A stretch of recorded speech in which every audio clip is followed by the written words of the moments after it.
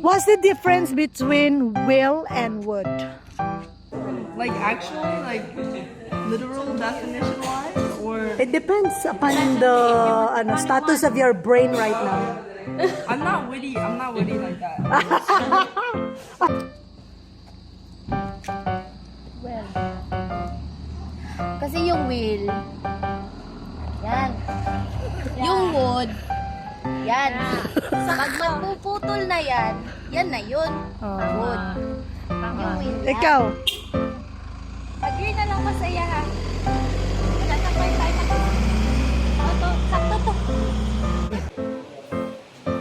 Ang will, kuha na ka tong tubig ba? Tubig. balon. Balong mo. Tapos, Ang wood, tabla.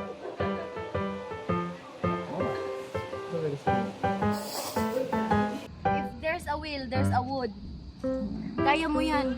Laban lang sa buhay. Be. ikaw. Alexander Pyramid. Alexander Pyramid agad. Will? Katong dagkog fish. Ang wood man ay kahoy. Ang tiksi ang abit niya. Will. Sabi ko will. Will o wood. Alay, ikaw Lay. What's the difference of will and would? Lahi man akong pagkaintindi. English, will. Will. Diba? Ikaw Lay. Ikaw Lay. Ha? Tubag Lay. Will di ay. Will. Ano will? What's the difference of will? Will? Ay, Naglibog yun yapon siya. Will and Would.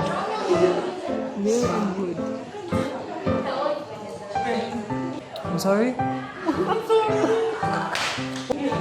Will is present, would is past tense. will and would. Pasok.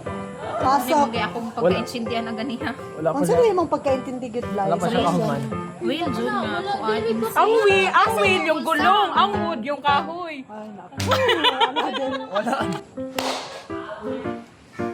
I think will, if I'm not mistaken, for example, will, like I will do it immediately. But then would, I think you will use would if you will do it in the future. For example, I will go, I will love it. And then I would love it. So Seryoso kaya ka koy. Ka nang binuang nga tubag lang koy. Nagkuha na maka-grammar diha.